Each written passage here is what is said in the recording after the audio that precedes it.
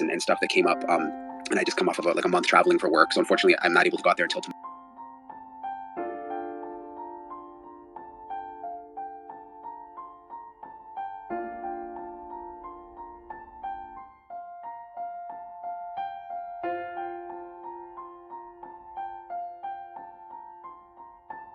This is working correctly. I haven't done the spaces in a while.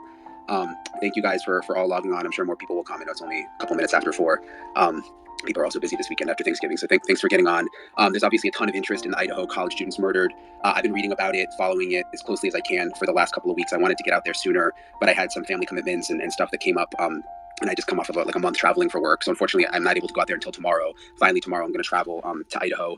News Nation has had other reporters on the story. There's been a ton of other media out there, a lot of really good reporting that's been going on. And I've been trying to stay on top of most of it. But I'm happy that my team is finally able to go out tomorrow, just because it'll be 2 weeks since it happened. And, all of us who cover these cases know that, after a couple of weeks, sometimes, people start to lose interest, and it's just good to keep the pressure on, keep visibility on something like this, let the world know that there's still a lot of interest and that everyone is watching, just to kind of keep the tips coming in. And, police already seem obviously really, really passionate about solving it, but also I just think it's important to keep it in the news. So we're going to be going out to Idaho tomorrow, and I just wanted to do the spaces to sort of talk with everyone, kind of to go over the latest that we know. There's obviously a lot of information we don't know, and also just get information from you guys. I mean, I want you guys to talk, and we'll hear from Jennifer Coffindaffer and producer Paige, who I work with at News Nation, who's been on this since the beginning. Again, News Nation has had people out there, just not me. And just, I'm going to be taking notes throughout, just for stuff for us to look into when we go out there. Obviously, our main focus is just covering the story. Like I said, keeping visibility on what happened, and keeping it in the news, because I think that's really important. I mean, we're not police, obviously, and that's not our role. But there are obviously things that we can look into. We know from other cases that we've covered, a lot of times information that comes to the media, ends up helping law enforcement and all the people on Twitter and online. I mean, we know from other cases have had a big impact in solving other cases. So everybody sort of has an important role. Jennifer and Paige, are you guys there? Yes. Hey, how are you guys? That's Paige. Hey, Jennifer. Doing great. How you doing, Brian? Hi, Paige. How was your Thanksgiving, Jennifer? Oh, it's always great when the family's all together. How about yours? It was good. It was good. Ate a lot. Just it's nice to be with the family and everything. How was yours, Paige? It was really good. I got to come to my hometown, spend some time with family. The only difference from you guys is I had about 40-degree weather instead of some nice summer sunshine, like we would call it up here. Yeah, that's true. Jennifer and I are both in Florida, so we're a little spoiled in that department. We are spoiled, especially growing up where it was freezing cold, and now I'm warm every day. It's kind of nice. Did you make I remember last year you made like all those pies, Jennifer. Yes. So this year, 2 pumpkins by request, but my younger son wanted a brownie a la mode. So I made double fudge brownies with chocolate chips also. So they were just gooey. That sounds amazing. So that was fun. And apple pie. And then I have a cheesecake coming up, but it's my surprise. Oh, that's like a weekend after Thanksgiving event, the cheesecake? Well, I'm doing that Sunday as a special surprise. So it's got 5 sticks of Philly cheese in it, 8 eggs. It takes me about 5 hours to make. It's ridiculous, but it's so good. Well, I'm glad we're doing the spaces today, so you'll have time. Yes. Okay, well, let's jump into it. Yes. I'll start with you, Jennifer. And we've got a ton of questions, and I'm going to go back through the thread from yesterday when I first posted about this and try to get a bunch of questions in. But I guess the first question I have, Jennifer, is, we're almost 2 weeks out now. There's not a lot of official information from police. Do you think they know a lot more than they're letting on, or do you get the feeling that this is really almost like a cold case at this point? I think, Brian, they have a lot of information and they have so much more to go through. I saw on there somebody asked for a percentage of what was probably returned, and I think it's a very low percentage, both in terms of subpoena returns. I think the laboratory information is extremely small in terms of returns forensically. I think the forensic analysis of telephones and the cell tower information, all of that is probably really almost at its infancy, even though it's going to have an emergency request on them. It just takes time. So I think that, sadly, because it's not someone in the inner circle, that's the reason why this is taking so long to get a suspect named. And Jennifer, we just got the new information from police this morning. They're talking now more than 260 digital media submissions. They say 113 pieces of physical evidence that they've collected and sent to the Idaho State Police Crime Lab. That 113, someone asked me that on Twitter today. That number for that type of a scene, is that big? Is that small? Is that what you expect? I would expect something in line with that, because you're looking at really, I don't want to say 4 crime scenes. It's such a huge crime scene. You have the bedrooms, maybe only 2, maybe 3 in play. You have the area where the person would have entered.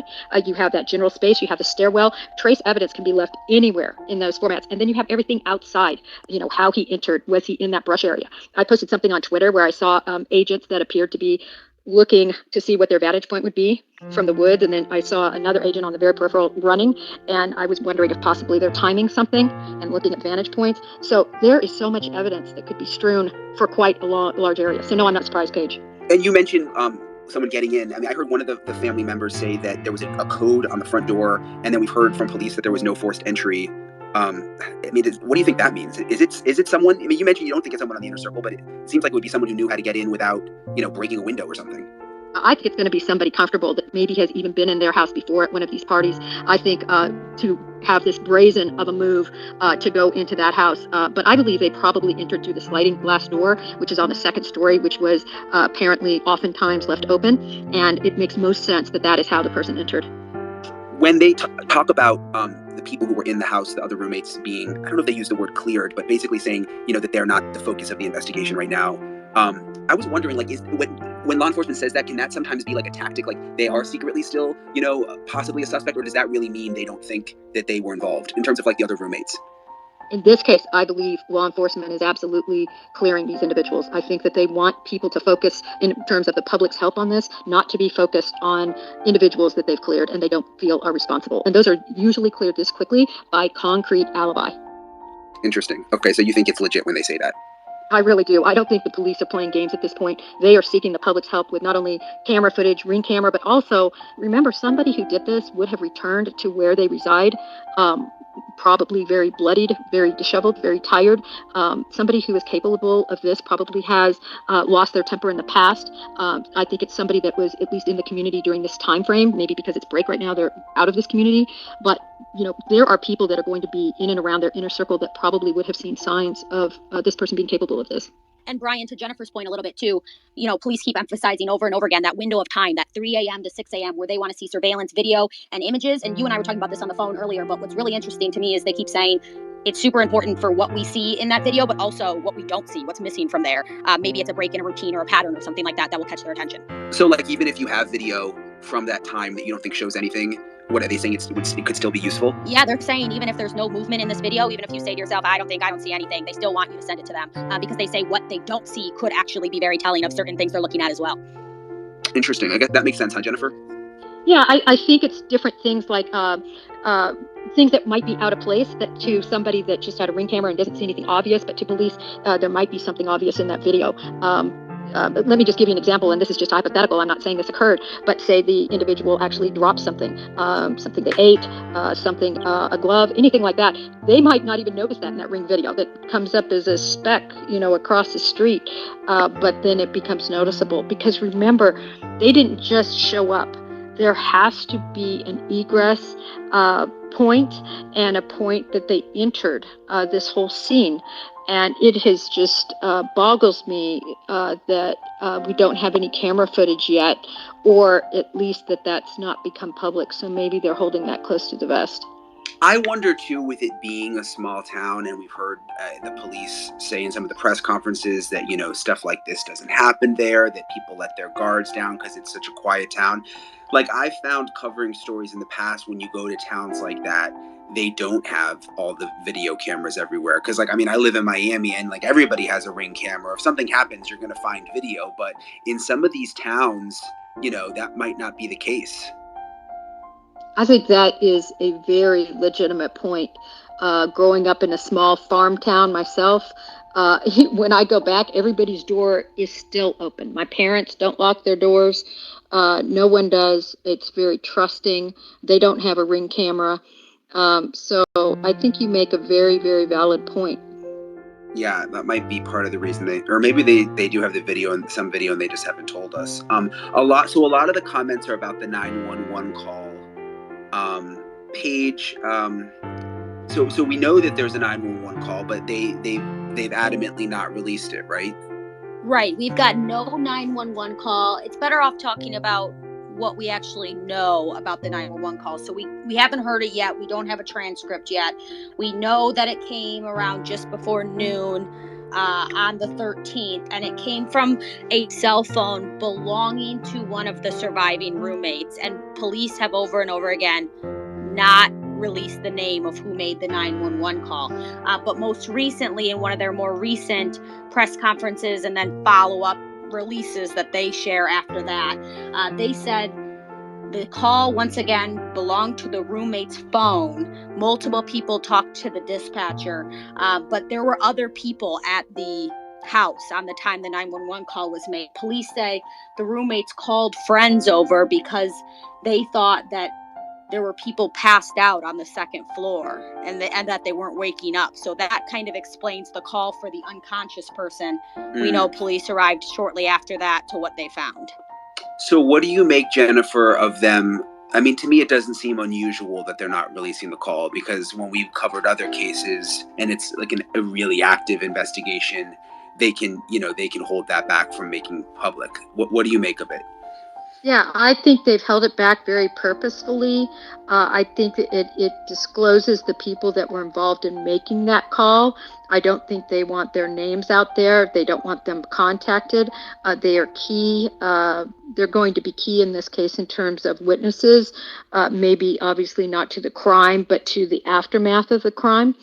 I think the reason that we're seeing unconscious person, which, if you walked into a situation like that, it would seemingly be quite a bloodbath and not just an unconscious person. But, and I don't know this to be true, but if their doors were locked and they were banging on those doors and getting no response or door, that could very possibly be why. I've also seen a rumor, and I have not seen it substantiated, that someone looked in there and then walked out and collapsed, and that was the person they were reporting. I don't really think that makes much sense, just to debunk that rumor, although I always say if there's some truth to that, please come forward and let us know the source of those remarks. Well, a lot of the comments from people, and I get it, it's hard to visualize 4 people being stabbed, separately at different times, assuming it's the same one killer, and and no one in the house waking up, or they're not being like screaming. But at the same time, I mean, if everybody's, I don't know, if you've been drinking and you're like in a deep sleep or passed out, or I mean, who knows what the situation was like. But I get why people are saying it's just weird that that no one would have heard anything or woken up. Well, for those that might even be on this spaces, and certainly for those in the public who have been viciously attacked, even if they were awake, if they were surprised, and I can speak from experience on this, it happens in milliseconds. They're on you, they're attacking you, and certainly somebody with a knife, one plunge to your lung area, to your larynx, and there's no screaming. It happens so quickly. There's really no chance for a response, especially with somebody who's possibly inebriated and sound asleep. That's a great point. Yeah, that is. Another big thing, I mean, and there's so little official information to even go on at this point, because there's not a lot that they've released. But in the beginning, Paige, I guess since the beginning they've said this, I think they've been using the word targeted.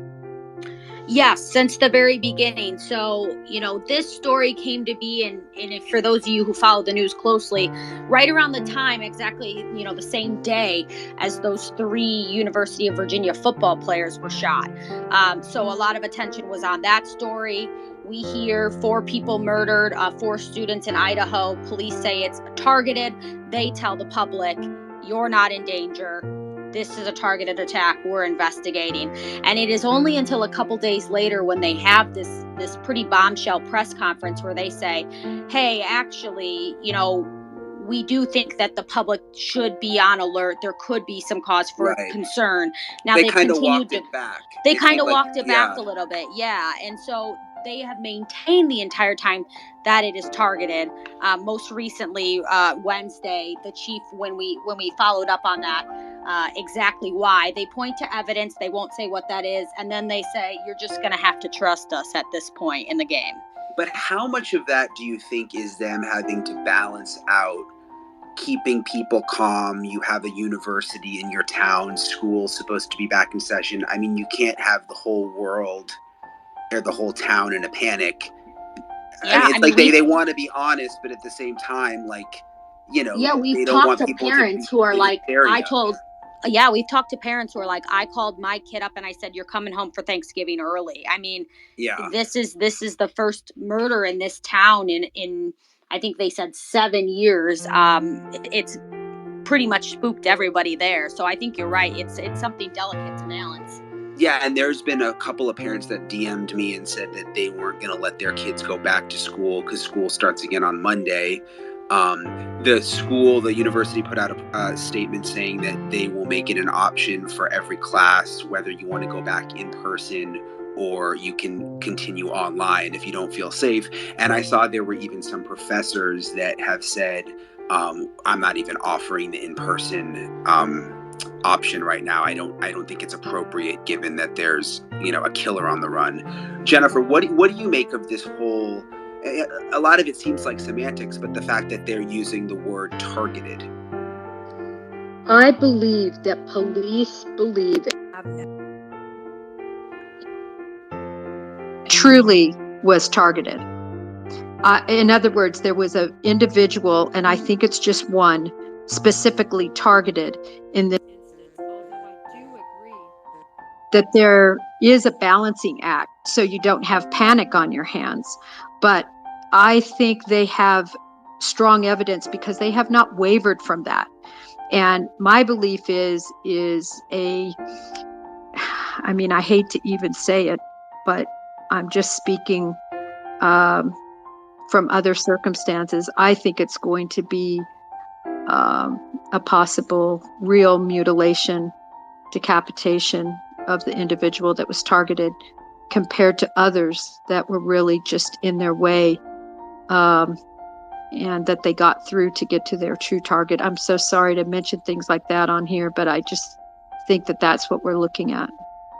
Well, and so it's interesting on the press releases that they send out are very detailed, but there's not a lot of new information. But I mean, they're very again, so whoever's in charge of their press kind of knows what they're doing in the way that they're putting these releases together and they even have a section that says rumor control. So every time they put out a release, there's a whole little part where it says rumor control, and they address some of the rumors. And I'm trying to find it now. Online reports of the victims being tied and gagged are not accurate. Okay, so it didn't say anything about mutilation not being accurate. They were just very clear about the tied and gagged, because that became a rumor at one point. They say the tied and gagged is not accurate. Yeah, and that was just the start of a number of series of rumors here. I'm going to read some of them off in addition, Brian. The report of the dog that was skinned a few months back, just about 3 miles from the home. Police say they've ruled that out. That's not connected. You guys may have heard it was brought up in the most recent press conference. A 2021 double stabbing in Salem, Oregon, showed some similarities. They say that's not. Their evidence doesn't suggest that's connected, nor a 1999 Pullman, Washington stabbing. They say that's not connected. The one interesting one, they haven't gone as far as completely blocked it out, but the idea of one of the victims, Kaylee, having a stalker, they say they've heard a lot about that, brought up in terms of tips, but no evidence yet. But they said that doesn't mean they're going to stop looking at that idea. And just when I put on my reporter hat for these kinds of stories, like in my mind, I'm always trying to think about what the police are thinking behind the scenes. Like, there's reasons that they release certain things and reasons they don't. Just like when we're reporting, there are certain times where, like, if we might find out something and find out the police, and that hasn't happened in this case, obviously, but other times it has, where we found out something that the police are really close to solving something, and they will ask us to hold back that information.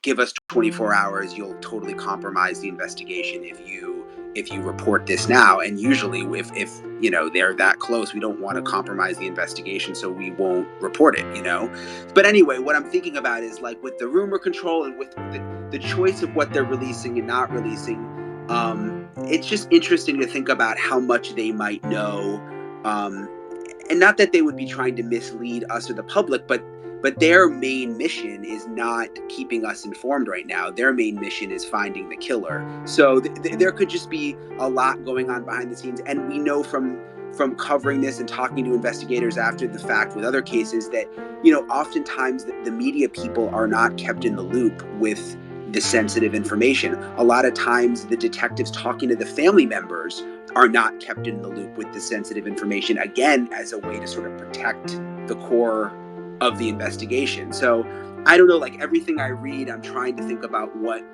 could actually be going on. Yeah, and then going back to kind of what we do know, or what they've been transparent about from the beginning, is the murder weapon, right? It started as like a sharp-edged object, and very quickly they said, we're looking for a knife. We're not looking for any sort of knife. We're looking for a big knife, a fixed blade knife. We've been reaching out to all these stores in the area that might sell them. Jennifer, this is more for you, but we spoke with Tracy Walder. She's a former FBI agent and CIA friend of News Nation, on the show earlier this week. She said she's not that concerned about the weapon, about finding the weapon. She says there's a lot more valuable stuff out there. I'm curious your take. I disagree with her. That weapon is so important. As I said, I think previously, making other comments, if they find that weapon, they are going to find so much information on that weapon. They're going to be able to trace back the location where that weapon was found and go backwards to find the individual that may have used it. I think it's a crucial piece of the evidence. It's also once they figure out a subject, that's going to help link that subject. It is very difficult to make cases often when we don't have the murder weapon, whether that's a gun or where in this case is a fixed blade knife. I also think the knife is going to help solve the crime from the standpoint of the individual who committed this crime, I believe, is comfortable with knives. I believe they chose that knife as their weapon for a reason. It's very personal. It's, the way the knife just enters the body, what's involved after is all very vicious. And I think that is going to help find the killer. It's so brutal. I mean, I don't want to get, too gross and graphic, but you're right. I mean, I think that's why this case is so disturbing to so many people, and why parents are afraid to send their kids back on Monday, and all of that is because, I mean, it's not just one young person stabbed, but to think about the fact that 4 people, and that this person, assuming it's one person, had to go through the house and do that. Something else that I wanted to ask you about, Jennifer, is a lot of people are asking, why is there not a reward? Like, why are they not announcing some kind of big reward? They announced that the governor in Idaho was giving $1 million additional to help with the investigation. But does it mean anything that they're not offering a reward? Like, could that mean that they know who it is? I don't believe they know who it is. I say that because if they did know, I think that they would want to let the public know because of all the concern and, the way this is going with people believing the police aren't doing, a good enough job. Here it is, 2 weeks. And the reward situation is interesting. Of course, getting $1 million, they're not concerned about that. Plus all the individuals that are contributing in terms of these other law enforcement agencies. But of course, where a reward comes in very importantly in these cases is sometimes people will come forward with a reward. So I am surprised. I don't know why nobody's taking the lead on that to offer or to collect and to offer a very substantial reward. I find it surprising, but I think it's going to change. I think we'll see a reward in the future. I just hope it doesn't. I mean, obviously, like everyone, I hope that there's not a huge future in terms of it remaining unsolved. I mean, because you know how it is, that the longer it goes on, they always say like the first 48 hours is the most important, and now, we're almost 2 weeks out. I would hate to be covering this in a year and, still having these conversations. And you feel for the families, right, who are obviously trying to process something unimaginable, but then not having the full picture as well.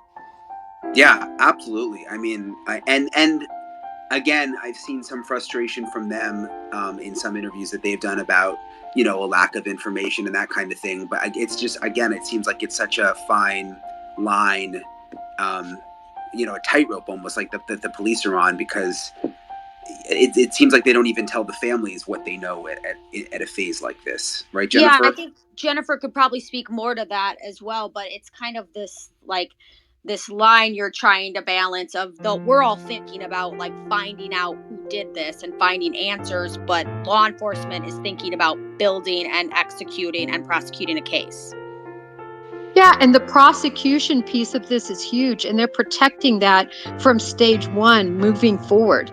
I mean, to release any particular details about that crime scene or exactly what happened can completely whitewash once they actually get a subject and are building from that. So they just can't. It would just totally upend the integrity of this case for them to release a lot of details. And I feel for the families and friends too, because when something like this happens, and again, from having covered other stories, as amazing as the internet sleuths are, um, it's at the same time like people dig up information on everyone, and a lot of, most of the people aren't involved at all, and then people come up with theories, and I just feel for the people that um, get kind of squashed in the middle of this, that had nothing to do with it, and suddenly they become suspects in the eyes of people on the internet. It's just, I don't know, that always makes me feel bad too. Yeah, I mean, if you look at Jack D, we have three Jacks, but if you look at Jack D, the ex-boyfriend, he was being completely maligned on all social media forums. And I know I sent out 2 tweets just hoping people would get the word out. He is not the subject, and and in fact been cleared. And law enforcement said that very early on, within days, one of their early on press conferences. And it's so interesting because it only takes a few people to get that and to breed that. And it Right. just, and I feel terrible for the poor kid. Yeah.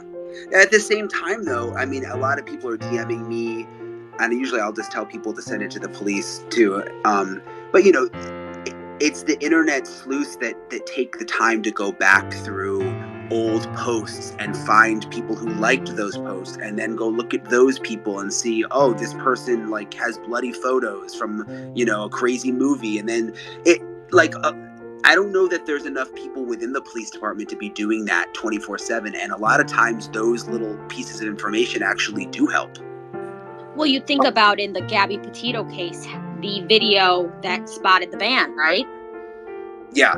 Yeah, Yeah, no, the things.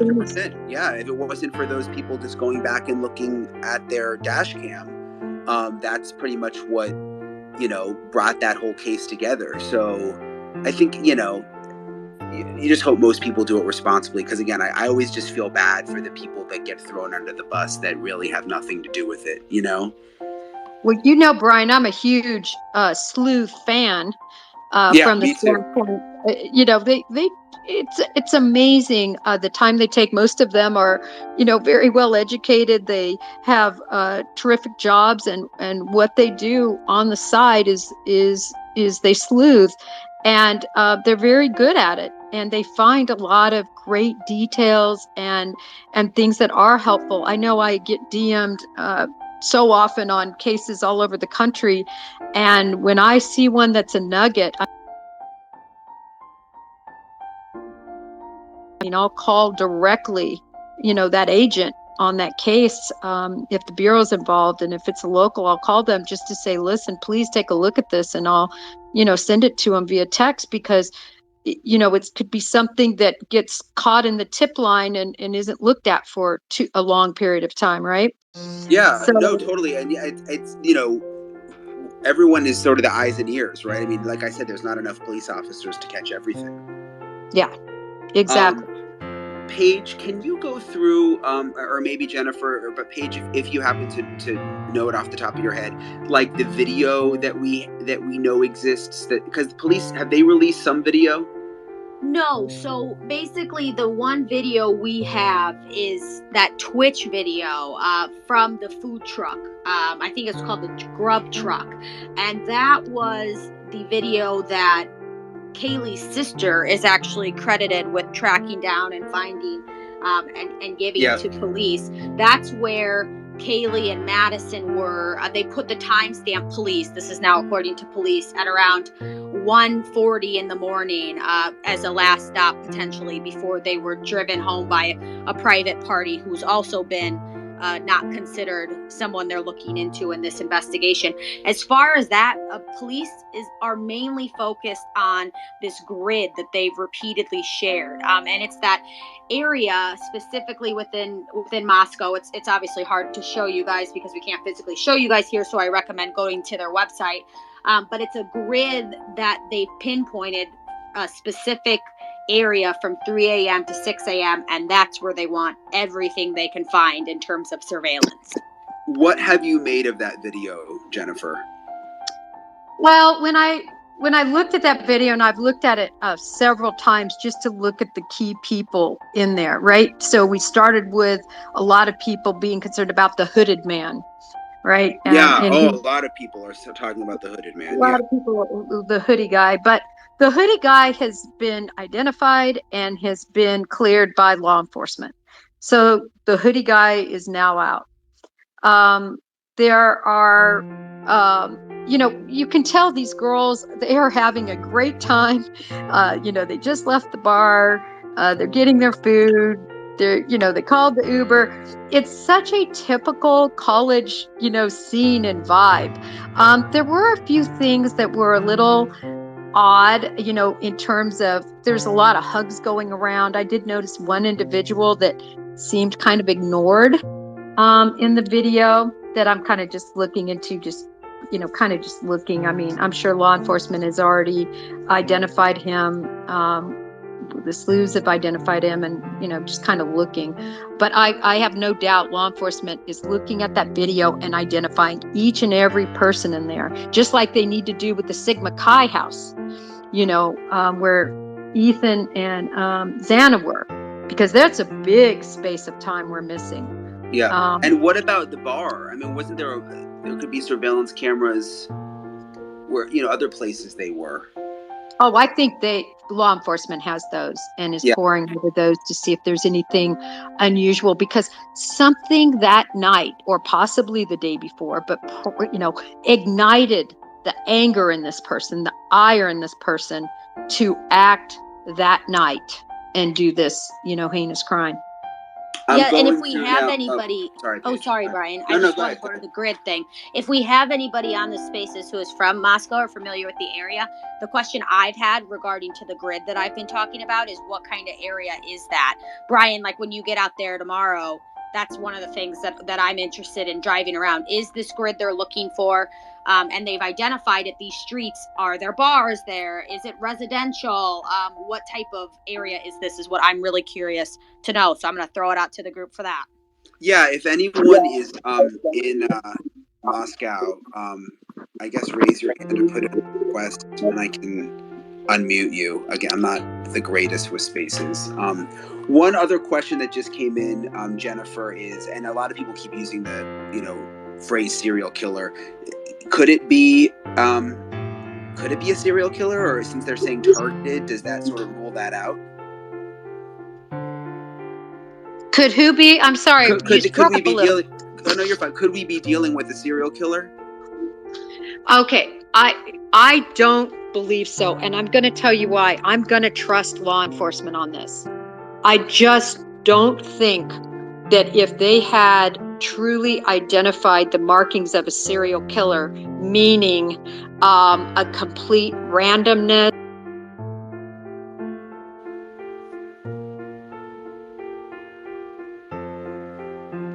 Did we lose Jennifer? Are you there, Paige? Did we lose her? I'm here. Did we lose her? Hold on, let's see if she comes back. Jennifer and her she has cell phone issues sometimes. Meanwhile, my mom keeps blowing up my phone during this. It's like, Mom. Is she saying anything nice? No, I don't even think she knows we're having the spaces. She's more worried about my sick dog. Yeah. Jennifer, hello, are you there? We'll give Jennifer a second to come back. Well, Brian, I'm going to start asking you questions now. How about that in the meantime? Okay. After reading about this and hearing from people, you and I have obviously been talking about this ourselves for a while. What are you most interested in when you get out there? You know how I am. Like, once I get into it, like, I can't help it. I just get like crazy obsessed, and I know that's gonna happen once I get out there. Like, once, like, boots on the ground kind of thing. I mean, I'm just interested in digging up anything that other reporters haven't found yet. I mean, it would, again, without impeding the investigation. I mean, obviously, you want people to talk to the police first, but anything that we can help, bring to light. I mean, it'd be interesting to talk to the roommates. Obviously, getting the victims' stories out there again, talking to their family members. I mean, that's really what it's all about. Yeah. I'm also interested in school starting again.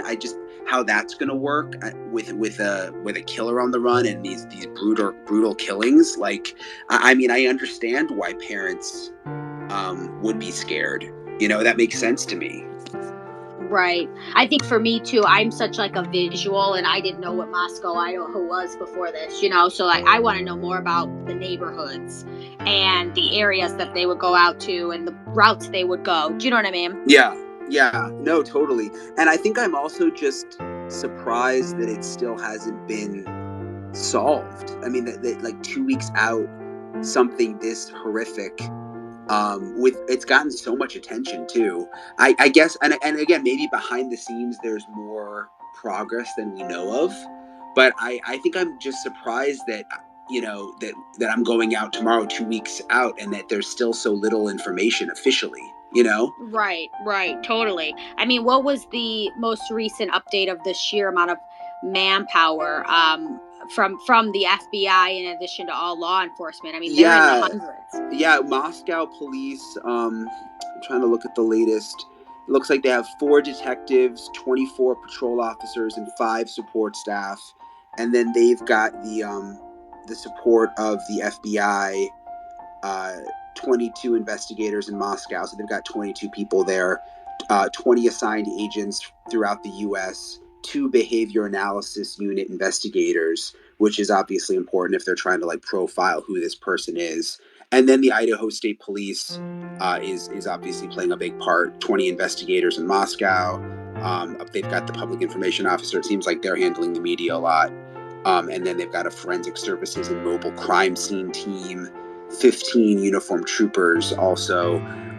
We've heard that there's going to be a ton of uniformed police officers there starting on Monday just to make like the community and the students especially feel safe, which makes sense.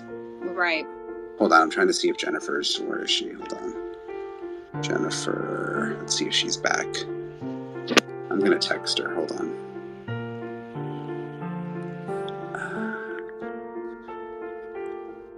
She's let's see. There she is. Jennifer, are you Hey, back? I apologize. Brian, I can't remember the last time I did a space. I think it was with you and Marky. This is why I seem to have technical difficulties. You had asked me about whether I thought this was a serial killing.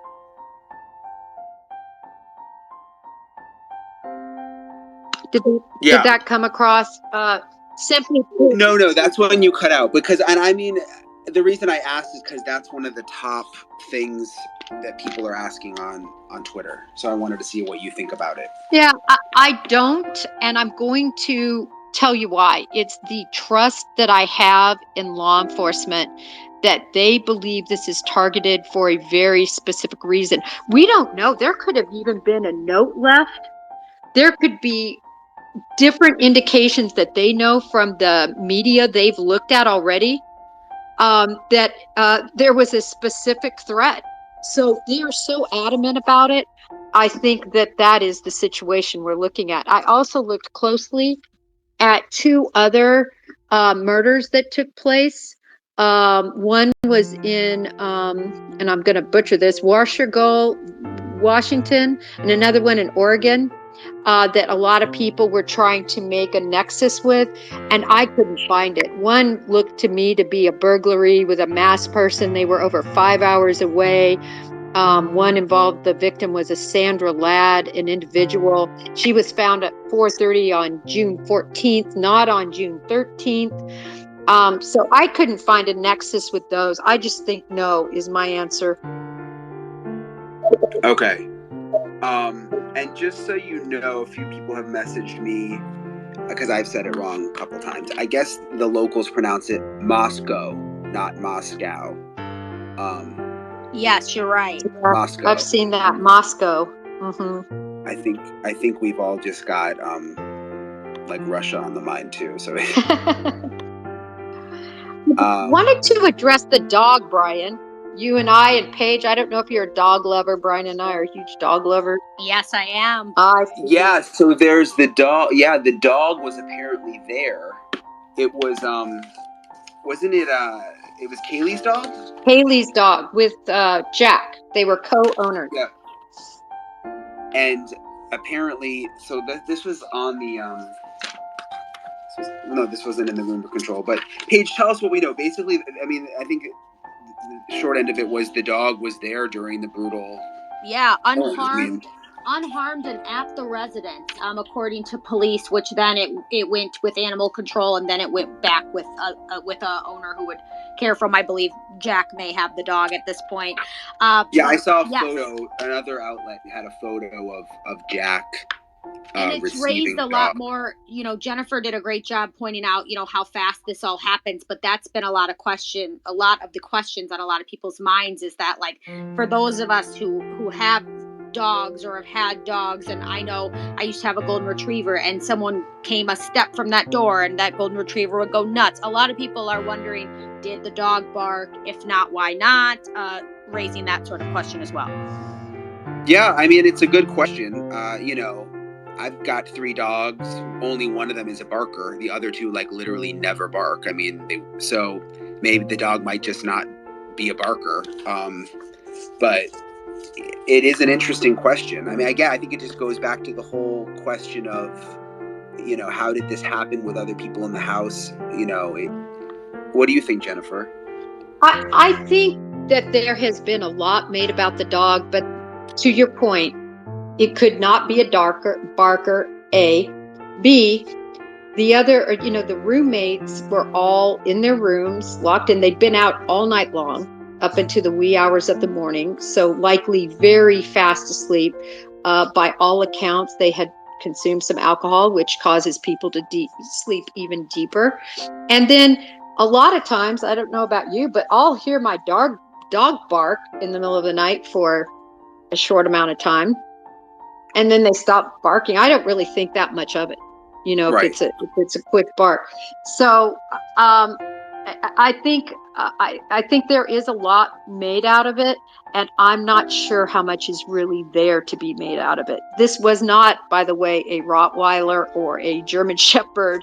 It was a sweet little, it looks like a little golden doodle or something. Well, Mama Bear 129 on Twitter just asked in reference to this, which is kind of, first I thought it was a weird question, but then I'm like, no, it makes sense. Did the forensics test the dog? We know that dogs get into everything. Might have picked up DNA. Actually, someone else is asking that now too. It sounds morbid, but did the dog have blood on him? I mean, it's kind of I'm just thinking again about my dogs. Like, you know, they would have jumped on the bed or come to investigate me if I had just, you know. Yeah, it's not clear at all where that dog was, other than at the house. Was it in Kaylee's room? Was it, right? You know, did Kaylee sleep with Maddie? You know, I'm still not convinced that Kaylee was in her separate room. They haven't disclosed that. We know Kaylee had a room.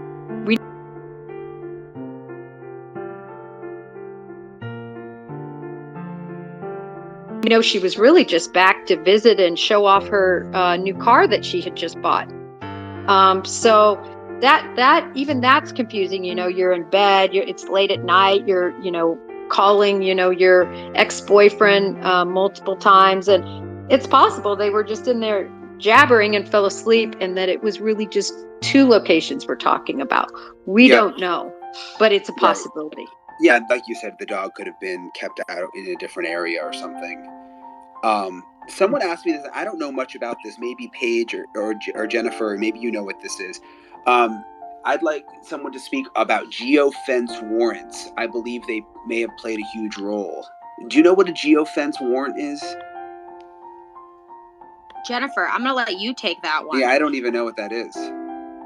I mean, it could be a different vernacular than I'm used to, but I'm wondering, are they referring to, and maybe you can text them back or message them back, if they're referring to the warrants pertaining to any and all cell phone usage that occurred between those hours in that location.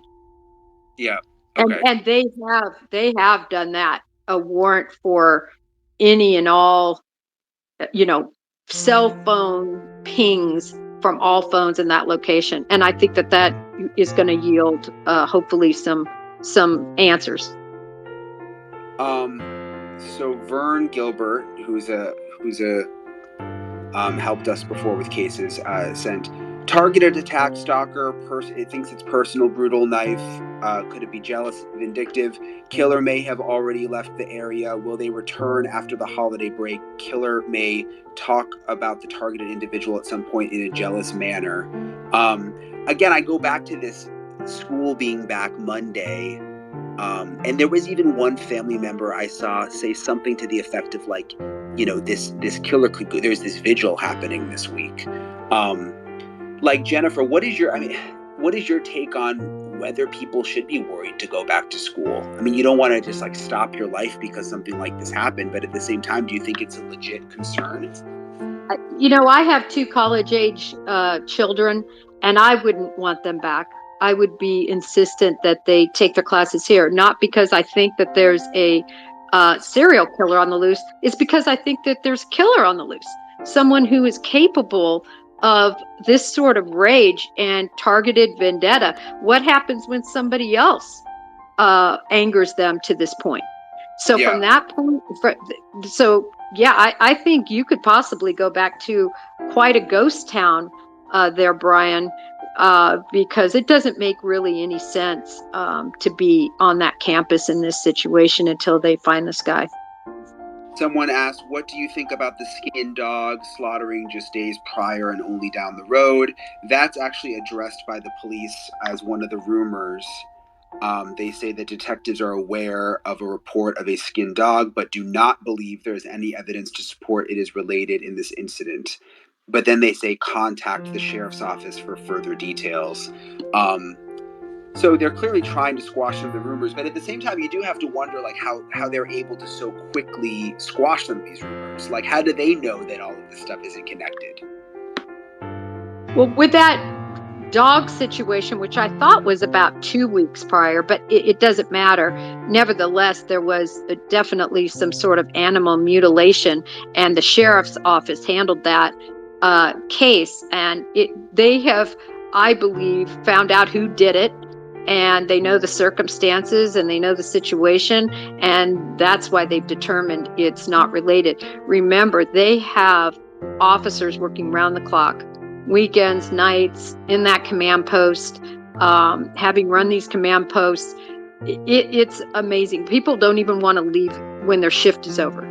They become so invested, and they're ready for the next lead that they're going to go out and clear.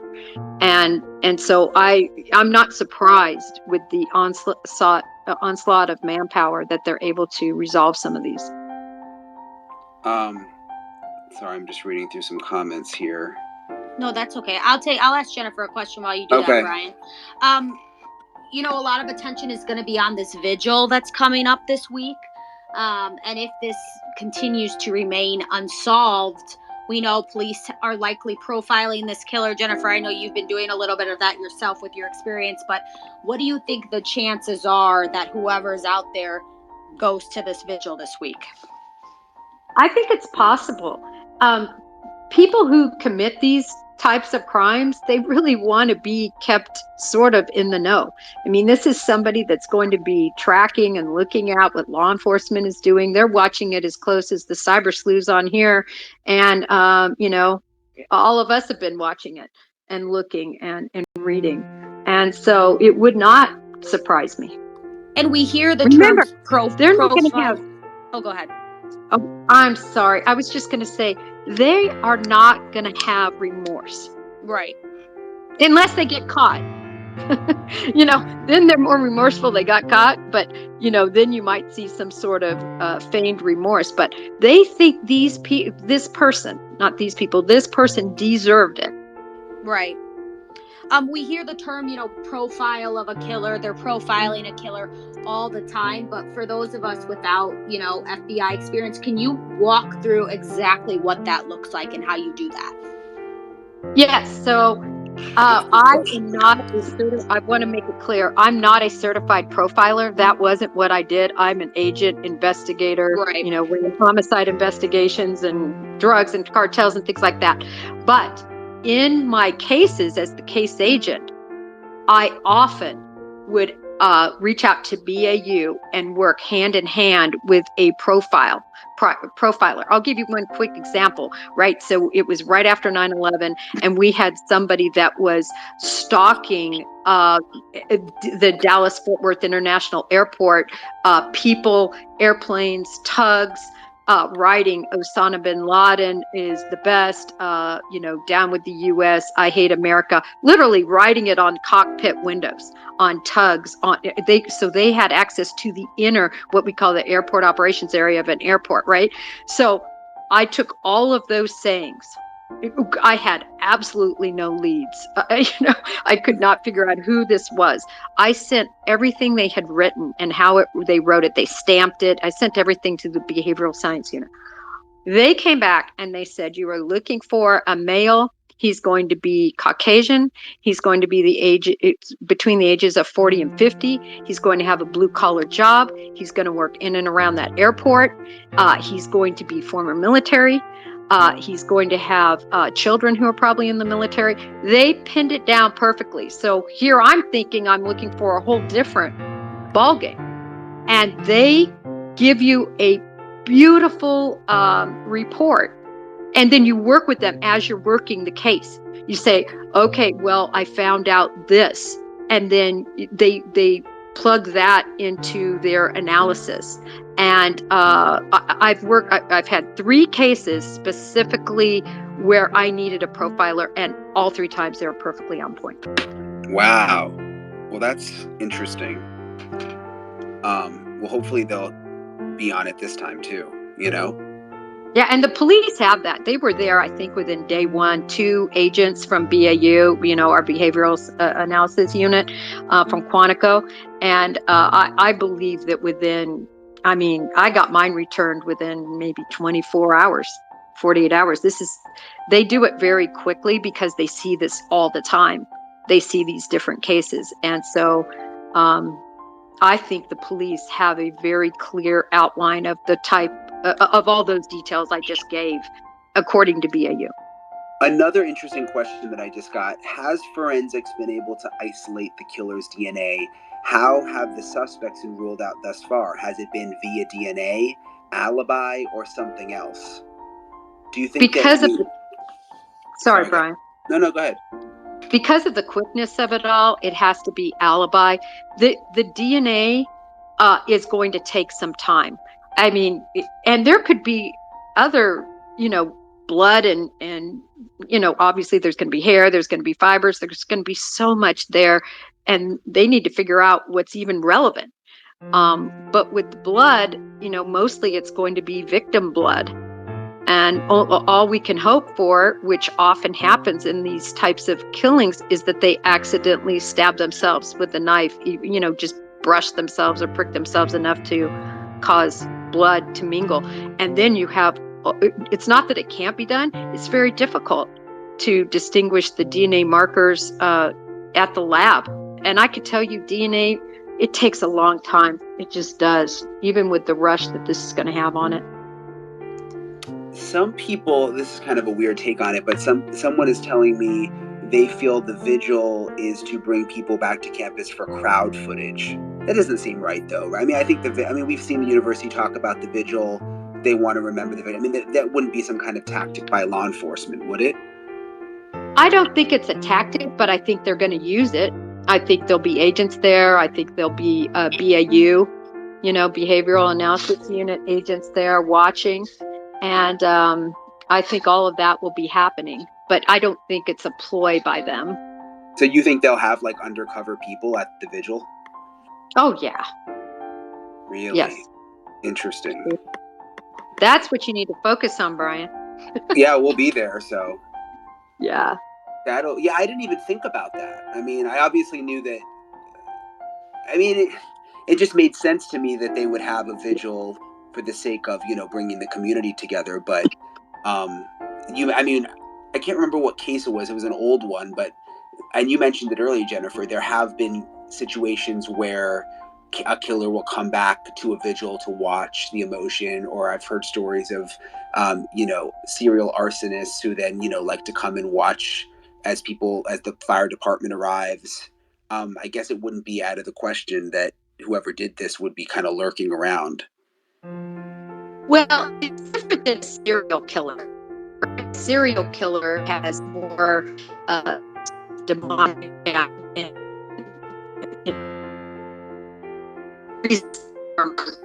right? This would be somebody, I think, more trying to blend in so they don't call attention to themselves. Someone who is trying to find out anything they can hear about rumors, who they think it might be. That wouldn't be why a serial killer would be there for more of a joyful piece of it. Yeah. It's just sick to even think about, regardless of whether it's a killer, Anything else you think is important, Jennifer, that we haven't covered? I mean, it's hard. I mean, I hate to speculate so much, but there is just so little information right now that's being released. It's hard not to sort of, talk about potential theories, just because there's so much possibility still about what could have actually happened. Well, I think the main thing is, when the coroner came out in this case, and it did remind me a little bit of in the Gabby Petito case, where the coroner came out quite early and made some statements that were, of course, ended up being quite remarkable. But this coroner said some very important things. And when I first listened to the coroner say about the knife, and they said, I think they asked something about, is there more than one weapon or something like that? And she very quickly says, oh, this was the same knife, but then she kind of holds back. Those weren't her exact words, but she just says, well, it would have been the same style knife. Right then I knew most likely we have one killer because you have one knife. So you'll have to listen to that, Brian, but she realizes she catches herself, because that's a clue I'm sure they didn't, necessarily want out. But I think that's why law enforcement refers to him as being a guy and one. And this was from the coroner. This was from the coroner who said that. Yeah, the coroner. If you listen, I think they gave two interviews, and it's in the first one, I believe, where they say that. But there's some clues to be gained by that. Also, that they were sleeping, which is totally explains what is sort of unexplainable otherwise, right? How could people sleep through all this? Well, you can sleep through it all when everybody's asleep and they're ambushed and they have no chance to fight. Yeah, Brian, that's what the coroner said to Ashley Banfield last week. That they were sleeping? I knew they were sleeping, but that came up in the coroner interview. They were sleeping, and then when Ashley followed up and said, in beds, were they found in beds? The answer was yes. Now, I know there's a lot of questions about, were they in individual beds and where in the house, and different sorts of things, and we don't know the answer to that. But when Ashley asked if they were found in beds, the coroner did say yes. What about the knife? And I'll wrap it up soon. I know everybody doesn't have a ton of time, but they've been sort of generic about the description of the knife, right? I mean, it's not like we haven't seen a picture of it or anything. Well, they don't have the knife, so I guess they wouldn't have a picture. But do they just know based on the wounds? Is that how they're coming up with this basic description? Yes. Yeah. Yes, exactly so. This is a fixed edge, meaning it's not, or a fixed blade. This is, not a pocket knife. This is not a butter knife. This is not a steak knife. This is a fixed blade knife. And we haven't seen exactly what it looks like, but I can tell you this, law enforcement has a rendition of what they believe that knife looks like, because they're able to conclude that from the wounds. Just based on pictures from the autopsy and that sort of thing? Yes, they're going to see how, how large the area is where that knife goes in, the length of the laceration, the depth of the lacerations, and they're going to be able to tell a lot about that knife. Anything else in closing, Paige, you think that we should cover? I think you guys have done a really good job hitting the main facts here. I think it's just, police are missing something, right? That's why they're continuing to ask for information. No piece is too big, too small, or too irrelevant. I think they're getting close, but I think they need something to complete the puzzle. So I think just keeping the word out about, I sound like a broken record, but that grid, that area that they're looking for, where they're asking you to send anything that they have, I think they think what's in that area is going to be able to crack this. Yeah, it's interesting you said that, because you texted me that earlier too, that you think, just based on you covering this from the beginning, that you think they're getting close. I don't know why. I don't want to be cynical, but just based on everything I've read, I don't necessarily get that. I don't not get that feeling, but I don't strongly get that feeling. Do you think that, Jennifer? I don't think they're close. I think that the biggest reason why they're not close is this crime scene that they're trying to make their way through is just huge. And I think the amount of tips is overwhelming. And I think the witnesses and the information, the digital information from all these phones and, computers, and I just shudder to think about it, actually, because I know how hard it is and how much manpower and how many hours. And so, like I said, because I think it's not an inner circle person, it's somebody more on the peripheral. That's why they haven't been able to hone in, because they're going to start with the people closest and work their way out. And they're already getting outside. Yep.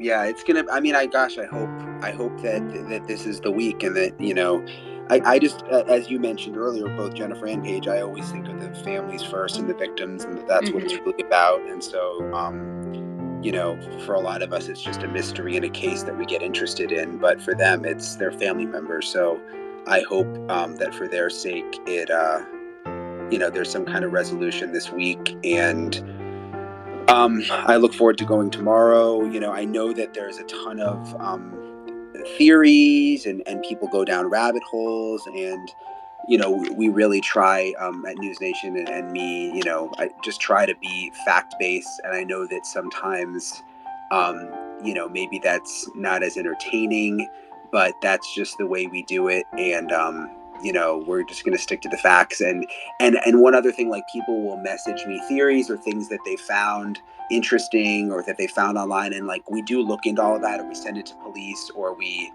just because we don't include that in reports doesn't mean that we haven't seen it or that I haven't seen it. It's just like we're really just focused on what we know for sure. So and that's what I was going to say, Brian. Like, for me, my closing message would be just that, is that, even as we talked about this, we're not talking about, casting a theory on who did this. We're just talking about what the evidence that we have right now gleans, we can glean from it. But it's all about the facts. And I just think it's terrible. I agree with you when people cast aspersions on people being involved in something this heinous, the police will get there. I do believe that, Brian. Yeah. I do believe they'll solve this.